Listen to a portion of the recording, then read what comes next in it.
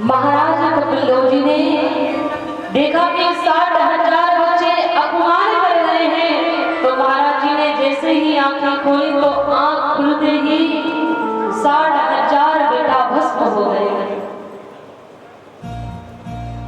ऐसा नहीं कि वो तेज हम लोगों की आंखों में नहीं है, वही पावर हम लोगों की भी आंखों में है। बस बात क्या है, हम लोगों ने अपने नजरियों को थोड़ा बदल दिया है।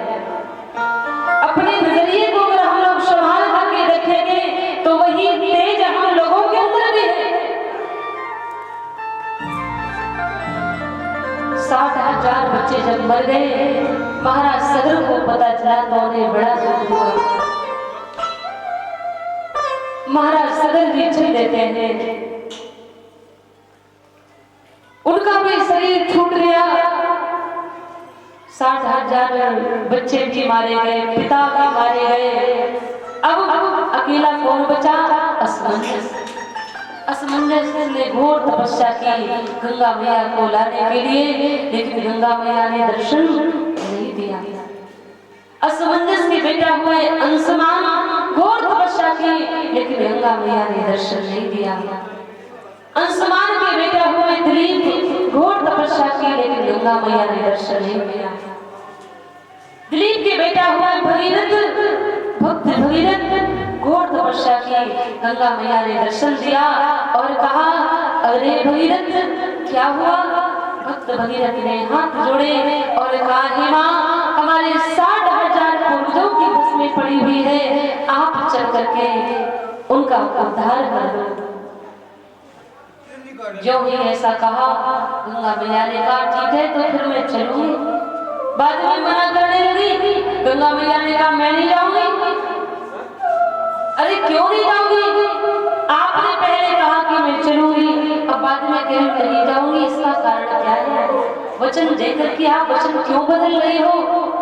गंगा मैया ने कहा, अगर मैं जाऊंगी पापी लोग आएंगे, दिन भर गलत काम करेंगे, संध्या के समय आएंगे या सुबह आएंगे, मुझ में डुबकी लगाएंगे, सारे के सारे पाप छोड़ करके मुझ में चले जाएंगे, हम पापन बन जाएंगे, इसलिए हम नहीं जाएंगे।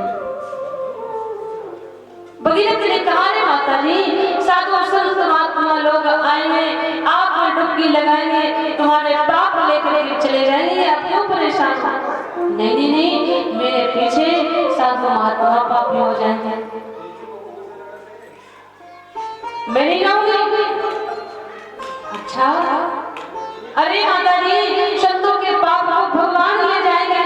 अरे नहीं नहीं नहीं, मैं नहीं जाऊंगी, मेरे पीछे भगवान पापी हो जाएंगे। भगीरथ ने कहा, माता जी, भगवान जिसका जैसा पाप होता है वो जल दृष्टि के द्वारा उसके वहां पहुंचा देता है, आप परेशान ना हो, चलो।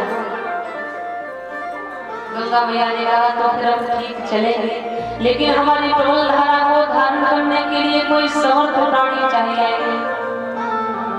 दूसरी बात, श्री ब्रह्मा जी के पास चले जाओ, ब्रह्मा जी के ब्रह्म कमंडल में वामन भगवान का शरणागत रखा है, वही सुंदर सी धारा बनेगा, आप जाओ। दौड़ते हुए जाते हैं, पहुंच गए, भक्त भगीरथ पहुंचे, जाकर के ब्रह्मा जी के पास आए, ब्रह्मा जी से निवेदन किया, हे प्रभु, गंगा मैया ने भेजा है। आज जो ही ऐसा कहा तो उसी समय श्री ब्रह्मा जी ने अपने ब्रह्म कमंडल से एक बूंद टपका दिया जल का, तो त्रिपदगा 3 गंगा बन गई, आकाश गंगा, पाताल गंगा और भक्त भगीरथ गंगा। ज्येष्ठ शुक्ल दशमी के दिन गंगा मैया का महामंगल में अवतार हुआ। दौड़ते हुए भोलेनाथ के पास में भगीरथ पहुंचे, बोले, हे बाबा, गंगा मैया ने कहा था कि मेरी प्रबल धारा को धारण करने के लिए समर्थ प्राणी चाहिए। भोलेनाथ ने समझ लिया कि अभिमान आ गया है गंगा जी के मन में, बड़ी बड़ी जटाओं को भोलेनाथ ने खोल दिया, जटाओं को खोल करके तुरंत पहुंचे कैलाश की तुझारों में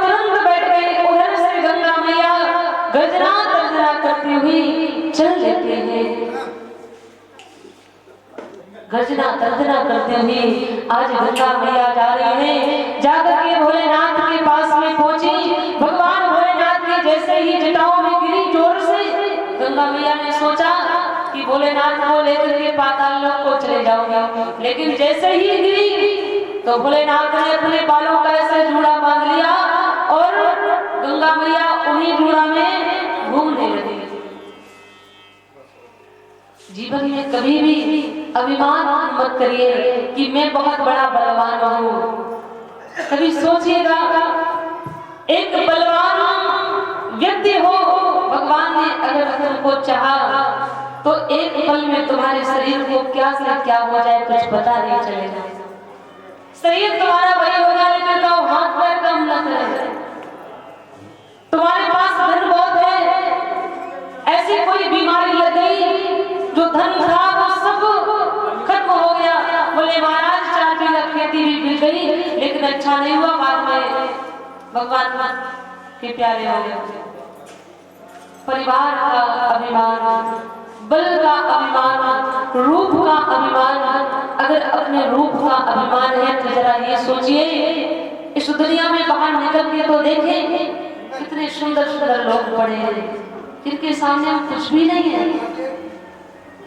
भगवान से कहो कि प्रभु धन भी इतना देना, तो इतना देना कि किसी निर्धन को दे करके मेरे मन में कभी हंसी ना आए। बल भी देना मुझे तो इतना देना गोविंद कि किसी दुर्बल को दे करके मुझे मुस्कान आए मेरे मुख में। अगर सुंदरता भी देना तो इतनी देना भगवान कि किसी कुरूप को दे करके मेरे मुख में कभी हंसी ना आए। इतना मुझे ज्ञान भी मत देना कि किसी अज्ञानी को देकर मुझे हंसी आने लगे। जरूरत से ज्यादा रोशनी, कभी विचार करिए, अगर जरूरत से ज्यादा कोई चीज हमें मिल जाती है ना तो कैसे उसके घमंड आ जाता है। जैसे कि जरूरत से ज्यादा अगर रोशनी हमारे सामने हो जाए तो क्या कहते हैं, बोले भैया हमें आंखों से दिखाई ही नहीं दे रहा है, इतना उजेला हो रहा है। आपकी आंखों में कोई टॉर्च लगा दे तो आगे का कुछ दिखेगा क्या? नहीं दिखेगा। तो अभिमान जीवन में कभी मत करना। भगवान भोलेनाथ बैठे हुए थे, गंगा मैया को जटाओं में समेट लिया। आज गंगा मैया भगवान भोलेनाथ की जटाओं में घूमने लगी। 1 वर्ष तक गंगा मैया ऐसी ही घूमती रह गई। कहाँ? भोलेनाथ के जटाओं में। अरे गंगा शिवे की जटन समानी, गंगा शिवे की जटन समानी।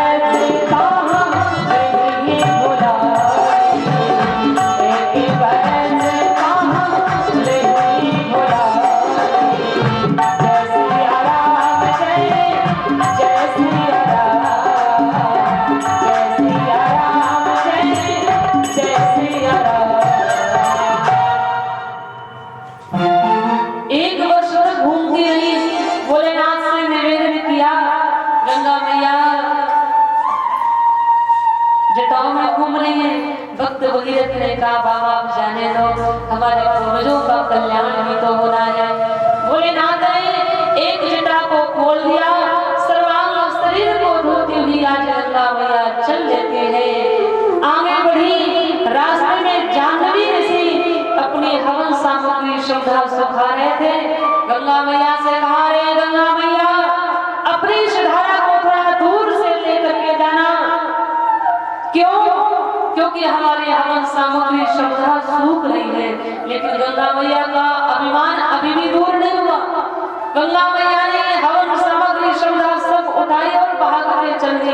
वो है तपस्वी महात्मा गंगा मैया को पकड़ लिया, गंडू सी कृपाणु एक बूंद बनाया और पेट की लपेट में पहुंचा दिया।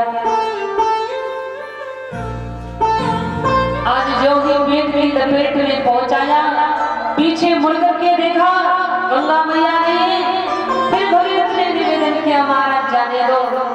तो संत जी ने गंदी जगह से गंगा मैया को नहीं लगाया, अपनी जंघाओं को चीर दिया।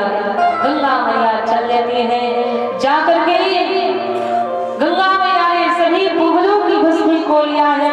इसके बाद में गंगा मैया गंगा सागर में प्रवेश कर जाते हैं। बोलो गंगा मैया की जय हो, गंगा मैया की जय हो।